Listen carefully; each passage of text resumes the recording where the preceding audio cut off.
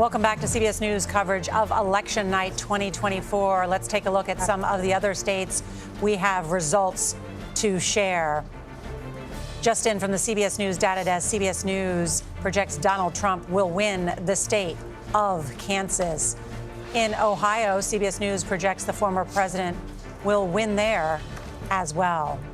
And so here's where we stand in the race to 270. Donald Trump, 207.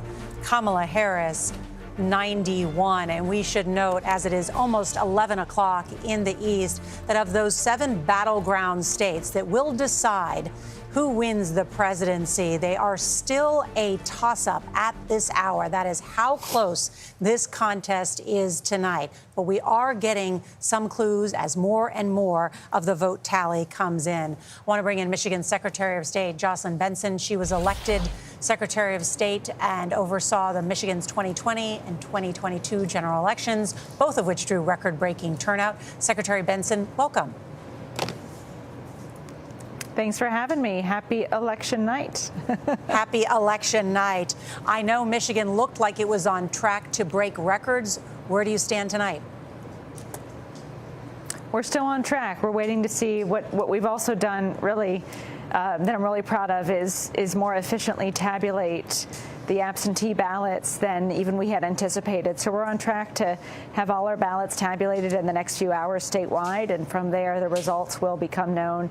I will caution we have 6,000 outstanding ballots for military and overseas voters. Those may come in the days ahead, but beyond that, the rest of our millions of ballots have been securely tabulated, and we're on the way to being reported. And I'm really grateful to all the election workers who worked so efficiently through this process to count every valid vote. With the two of them? And Secretary, I know you said earlier tonight that you expect the vote to be tallied by midnight. Is that still true?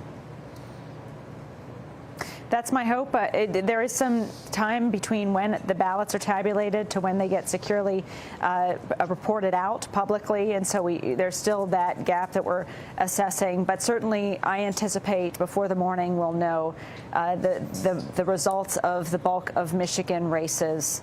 Of course, again, the closer ones that may take some more time to assess. There may be recounts and all the like, but I'm hopeful, and we're certainly seeing the tabulation process go smoothly. And I'm hopeful we'll have those unofficial results ready to be reported in the next few hours. And Secretary, Donald Trump tweeted earlier this evening that there was heavy police presence in Philadelphia and Detroit. Is there any truth to that? No, there isn't, neither in Detroit or in Philadelphia. To the extent that there is a law enforcement present anywhere in our city, it's to really ensure our election officials are protected. But people have been respectful. People have been observing the process, but not disrupting the process.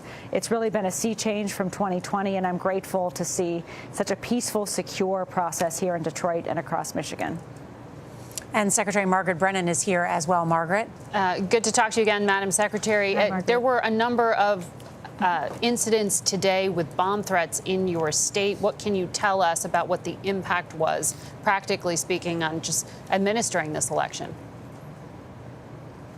Yeah, we know there were 4 bomb threats made to precincts and 1 to an office building, our office building in Lansing. All of those were investigated and debunked and essentially treated like swatting attempts. No one was really significantly disrupted. No voter was stopped from voting, and things continued apace and continued smoothly, in part due to the fact that our partnerships with law enforcement enabled a quick investigation, a quick response, and we quickly were able to source it to Russian interference.